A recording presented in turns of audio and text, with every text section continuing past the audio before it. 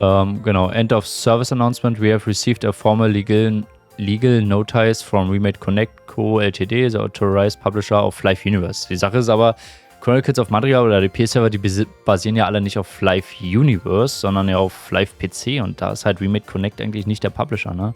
In full compliance with this request to respect the intellectual property rights of the copyright holders, we will permanently shutting down our game services community channels. The server will be shut down am 13.02. Ja, the website Discord server will be shut down, auch einen Tag später. Ist jetzt zum Beispiel 1. Man könnte ja meinen, okay, ist vielleicht auch einfach nur eine Sache, womit P-Server dann einfach begründen können, dass Cash Grab Serverstart ist am höchsten, wie es halt auch bei FWC und sowas alles der Fall ist. Und ja, dann, wenn die Einnahmen stagnieren, sinken, weiter zu betreiben, anstatt wieder einen Peak zu erzeugen, könnte man auch sagen, okay, die machen das deswegen oder sowas, dass die P-Server sagen, ja, nee, die schließen das hier und blablabla, und dann irgendwann reviven die das halt einfach dann und können halt wieder Cash grabben, ne? Aber hier gibt es noch ein paar andere interessante Informationen. Ich muss ja echt gucken, dass ihr das auch sehen könnt, ne? Update Clocks, Flive, Mistrialia, ach, die haben auch echt Namen, have been taken down. Insanity, Gauss and Entropia all implied they also got one. Seems to be the end of Live P-Servers. Also, ich weiß natürlich, also wie gesagt, ob Source hier korrekt ist und sowas alles. Wir haben ja gerade geguckt auf der Webseite von Insanity, Entropia. Die laufen ja noch, aber scheinbar haben die auch eine Warnung bekommen. Ja, ist die Frage, ob sie es denn irgendwie weiterführen. Not every server you listen is affected. I know this from a reliable source. Ja, Digga, die haben alle ihre Bro-Source. Trust me, Bro. Is affected, is not affected. Clockworks and Mistral have straight up closed. Insanity has completely changed their website and is removing any mention of what happened to other servers from their Discord. Also, ja, scheint auf jeden Fall viel Trouble zu sein. Gala shut down a private server. Giantfly, hier ist auch einer vor 8 Tagen, glaube ich, das erste Mal. Giantfly got shut down by Gala just after 4 months of uptime. Gala decided to shut down the first big server in history of live private servers. So far, it's unclear about the full reasoning, but it's to be expected that it could be related to the server contain the term Flive. Man muss aber auch sagen, Giantfly zum Beispiel hat auch Werbung bei Social Media. Also bei Instagram bin ich mal rumgescrollt, sodass ich von Flive Universe Werbung bekomme, okay. Aber ich habe auch mal von Giantfly einfach Werbung bei Instagram bekommen. Was auch so ein bisschen weird ist, so, ne? Dass einfach ein P-Server einfach auch Werbung schaltet. Dear Giants, with great sadness, we must share a very difficult and sudden announcement. We have been contacted by the publisher, blah blah blah, that required to shut down the Giantfly server immediately. Man, ich kann kein Englisch. This is not a decision we made ourselves. This situation is recent, dynamic, and extremely difficult. The server will be shut down within 1 hour of this announcement being published. Das ist auf jeden Fall krass, ne? Announcement, bam, 1 Stunde später, Server down. Viele sagen auch, ne, weil es vor 8 Tagen war, glaube ich, der erste, das ist called a no fucks given exit strategy. There's no proof, even less explanation. In a real case, you would write that there are legal claims and the team is facing serious consequences or stuff like this. Und Bruder, die Leute denken auch immer noch, dass P-Server irgendwie eine Firma dahinter ist oder sowas so, ne? Das sind einfach nur ein paar Typen, die irgendwelche Files runterladen, da paar QL-Sachen reinfügen und so ein bisschen programmieren und dann ein paar 1.000 Euro reinzuziehen, um den Server später zu schließen und wieder neu zu starten. Alter, was anderes sind P-Server nicht.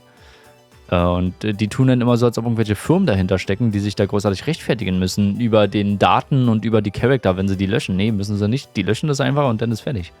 Das hier ist auch lustig. P-Server here, I want to go back into Flive again. I always played Insanity Flive. How is the server doing right now? Und irgendjemand da drunter schreibt, nice try, you won't fall for this one. Okay, hier haben wir Gala Labs, irgendwas. Your company left this game right away to nothing for 10 pay-to-win years. Now you want to shut down the community that kept the IP alive because we have no idea how trash your game is compared to any 2-year-old P-Server. You are killing your own franchise. All of your players played P-Servers and found out Universe existed because of P-Servers. You don't understand what you are doing. Da sind auf jeden Fall ein paar Leute extrem mad. Hab gelesen, dass das Hauptproblem Server mit Flive im Namen sind. Ja, kann schon, also das weiß ich halt nicht so. Das wird sich jetzt vielleicht herausstellen. Lag wohl am Impressum, weil die alle Flyf im Impressum haben und Flyf als E-Mail haben. Dragon Crusade, Forsaken, Intro haben kein Impressum oder eigenes Gewerbe. Okay. Kann schon möglich sein. Also sicherlich muss man irgendwo gucken, was ist von Gala oder Remade Connect oder so lizenziert, welche Begrifflichkeiten, welches geistige Eigentum, etc. Und was wird dann vielleicht benutzt und womit kann man dann halt angreifen, so andere. Interessant ist es ja trotzdem, dass sie das jetzt erst machen, weil das ist ja jetzt nicht erst, dass Leute Flyf irgendwo im Impressum oder P-Server oder E-Mails so damit benennen. Ist ja nicht erst seit einer Woche oder so. Das ist ja trotzdem seit Jahren. Also trotzdem war ja scheinbar nie irgendwo dagegen vorgegangen und jetzt halt eben schon. Also das Thema ist erst so ein paar Stunden alt tatsächlich. Also ich glaube, gestern habe ich doch das erste Mal davon gelesen und sowas alles. Es sind jetzt schon ein paar Server down gegangen sozusagen, also haben ihren Server geschlossen. Manche haben erst mal gesagt, ja, das liegt wahrscheinlich daran, dass die einfach eine Exit-Strategie machen und sowas alles. Vielleicht ist es auch eine groß angelegte Exit-Strategie von vielen größeren P-Servern, um einfach einen Grund zu haben, den Server neu zu starten, dann unter einem anderen Namen und sowas. Ja, was ich halt immer noch komisch finde, ist, wie gesagt, dass Flyf PC oder das Remade Connect, die ja scheinbar die Ankläger sind, ja, ich weiß nicht, ob die jetzt auch die Rechte haben gegenüber allem dann, weil die sind ja auch nur Flyf Universe Publisher und nicht Flyf PC Publisher. Das ist ja wieder Play-to-Bit oder wie die heißen. Ja. Wird safe wegen FWC sein. Denke, die haben schon gemerkt, dass viele PC-Server zocken, die eigentlich auch Universe zocken. Entro hat wohl keine Mail bekommen, denke vor sagen Dragon Crusade auch nicht.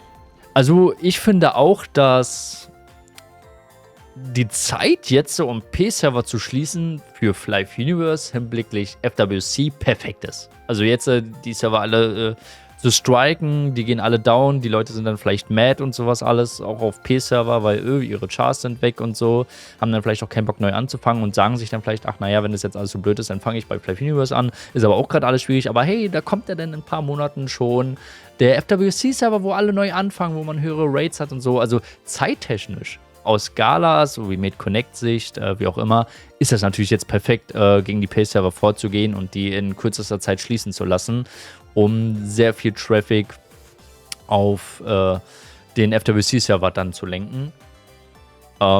Wiederum muss man aber auch sagen, es ist ja andersrum, es ist ja genauso. Also klar könnte man jetzt sagen, oh, die P-Server-Szene ist halt schlecht für Flyf Universe. Ist es ja auch. Genauso ist es aber auch andersrum. Immer wenn wir FWC haben, ist es ja auch scheiße für die P-Server-Szene.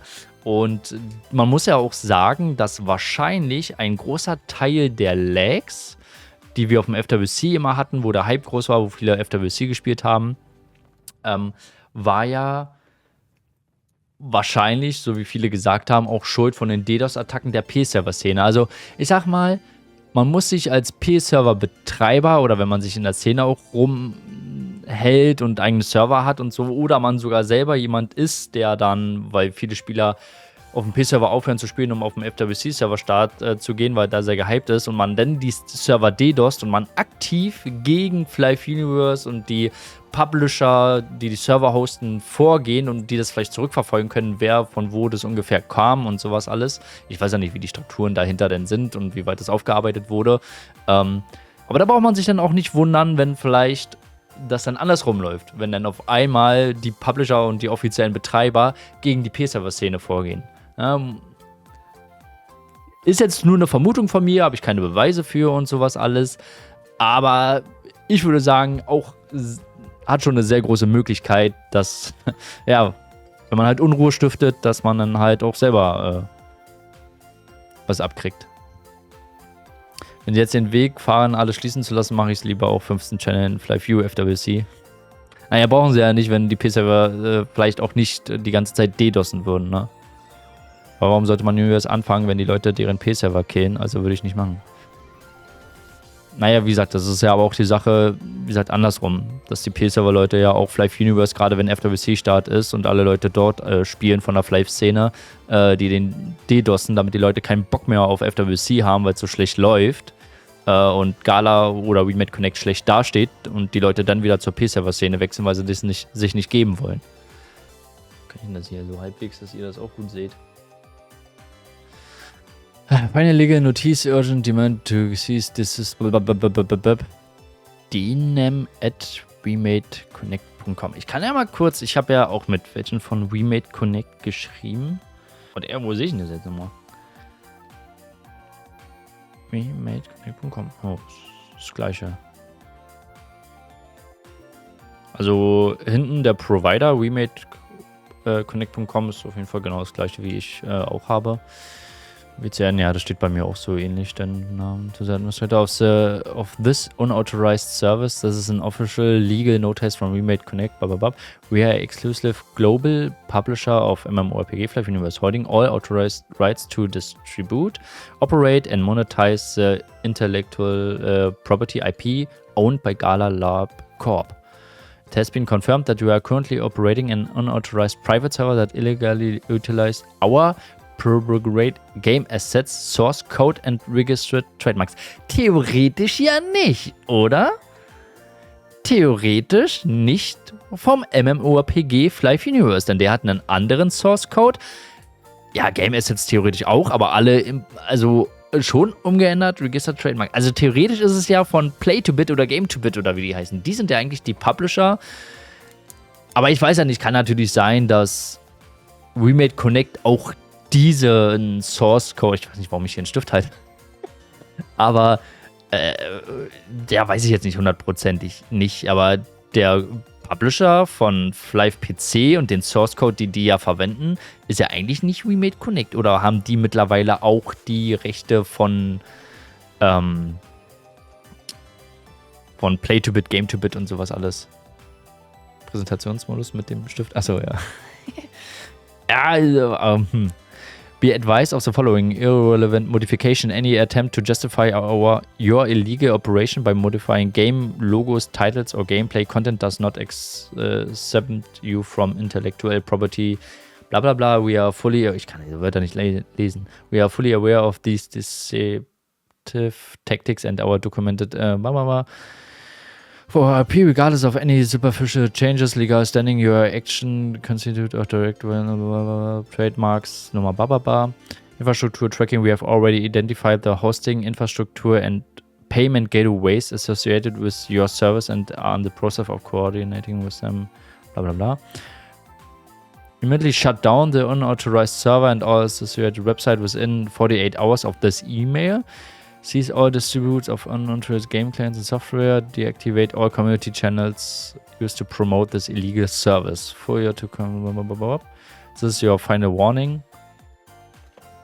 Ja, und das Remade-Ding-Logo ist auch so, wie ich das auch kenne. Ja, krass. 13.02. Ja, ist halt von gestern so, ne? Gestern 10.32 Uhr. Also ist wirklich sehr, sehr frisch. Ja, also ich persönlich als Content Creator, der hauptsächlich Flife Universe macht, finde es jetzt natürlich nicht so schlecht. Hab natürlich auch früher viel PS-Server gespielt, so ist nicht. Da brauche ich mich jetzt nicht rausnehmen. Interessant ist es alle Male. Warte mal, ich kann das hier vielleicht noch so machen, dass ihr das auch alle so besser lesen könnt. Aber war nicht Universe als Fanprojekt PS-Server ähnlich gestartet? Hab das damals vor 4 bis 5 Jahren so im Kopf. Wenn man jetzt sehr genau ist, ich habe es ja komplett verfolgt, Flife Universe ist als flyforfun.io gelistet, als P-Server, bei ich glaube G-Top und sowas alles war es gelistet. Dann gibt es auch noch von anderen YouTubern von damals auch noch Videos und so, die ich mir auch angeguckt habe und darauf aufmerksam geworden bin. Allerdings muss man schon sagen, ich persönlich würde sagen, da gibt es schon einen riesen Unterschied zwischen, wie zum Beispiel Aishiro das gemacht hat, der einen komplett neuen Source Code geschrieben hat, das mit einer komplett neuen Möglichkeit Flife zu spielen, über ein Handy, über Mobile, Tablet, MacBook und alles sowas, ne, PC natürlich, komplett neue Plattform errichtet hat und alle Game Assets und alles komplett neu gemacht hat und den Source Code, wie gesagt, komplett neu gemacht hat, mit der Absicht, Aufmerksamkeit zu generieren und mit Gala zusammenzuarbeiten, das offiziell lizenziert zu bekommen, um offiziell daran zu arbeiten.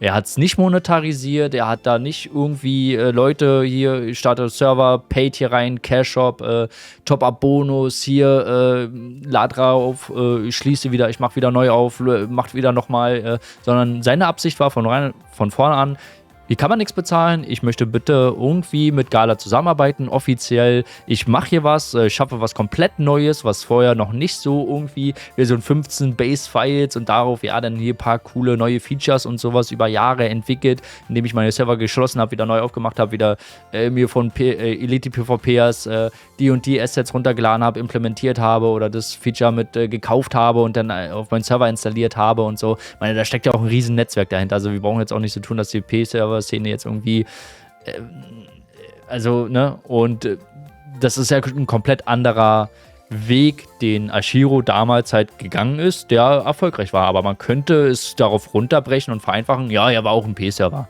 Aber er war kein P-Server, der irgendwelche Einnahmen generiert hat, der irgendwie Einnahmen generieren wollte, eine Absicht hatte, mit irgendwelchen Version 15 Base-Files da jetzt dick Patte zu machen und so. Sondern er wollte ja von Anfang an offiziell sein und hat das halt auch hingekriegt. Ne? Ob jetzt die Umsetzung par excellence war oder theoretisch ein paar Sachen eigentlich erst ganz geil waren und das am Ende jetzt dann zu einem ganz, ja, Fly Universe, hat sich meiner Meinung nach auch nicht so gut entwickelt, wie es hätte sein können und wie es auch erst den Anschein hatte bis 2022 vom Global Release. Aber nun gut, ist jetzt wieder eine andere Geschichte. Haben mit Partners geschrieben, die haben alle unnormal Angst, haben sofort geschlossen, weil die nichts riskieren wollen. Kann ich mir gut vorstellen, ist glaube ich aber auch nicht so einfach, jetzt so ein Rechtsstreit dann, je nachdem, ob die in Polen sitzen, ob die in Deutschland sitzen, weiß ich jetzt gar nicht, wie dann wirklich zur Anklage in verschiedenen Ländern, wenn die jetzt hier We Made Connect, ja glaube ich, in den Philippinen sitzen und sowas. Obwohl, ja, weiß ich gar nicht, vielleicht auch Korea oder so, keine Ahnung. Aber ich glaube, das ist auch gar nicht so einfach.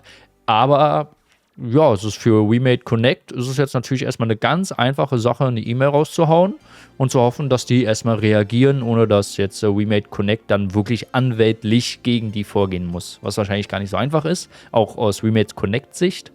Aber ob man es natürlich jetzt riskieren möchte, weil dann natürlich bei der Aufforderung ist es jetzt relativ einfach für einen P-Server-Betreiber, der kann jetzt erstmal sagen, okay, ich schließe das Ding jetzt hier.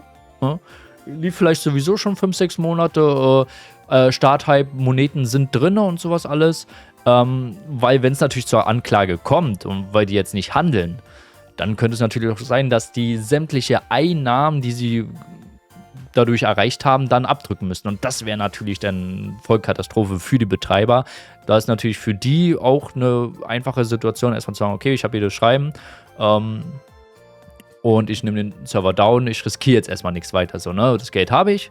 Ja, mach's vielleicht, wenn es in einem halben Jahr ruhiger geworden ist oder in einem Jahr, vielleicht beobachte ich erstmal und dann mache ich wieder meine neuen Server, den neuen Cash Grab, die Leute gehen wieder rauf und so, cashen wieder rein, wie es auch beim FWC ist und sowas alles. Nur, dass du da deine Chars natürlich transferieren kannst. Gut, heißes Thema. Ich werde es auf jeden Fall weiter beobachten und gucken, was so für Neuigkeiten reinflattern. Dann werde ich euch auf dem Laufenden halten. Ich werde dafür auch ein YouTube-Video machen. Meine Mittagspause ist jetzt aber langsam vorbei. Pick, schön, dass du da bist. Vielen Dank, dass ihr zugesehen habt. Und ich würde sagen, wir sehen uns beim nächsten Video oder beim nächsten Stream. Kommt bestimmt bald wieder die Tage. Aber den Monat auf jeden Fall noch. Leute, haut rein und tschüssi.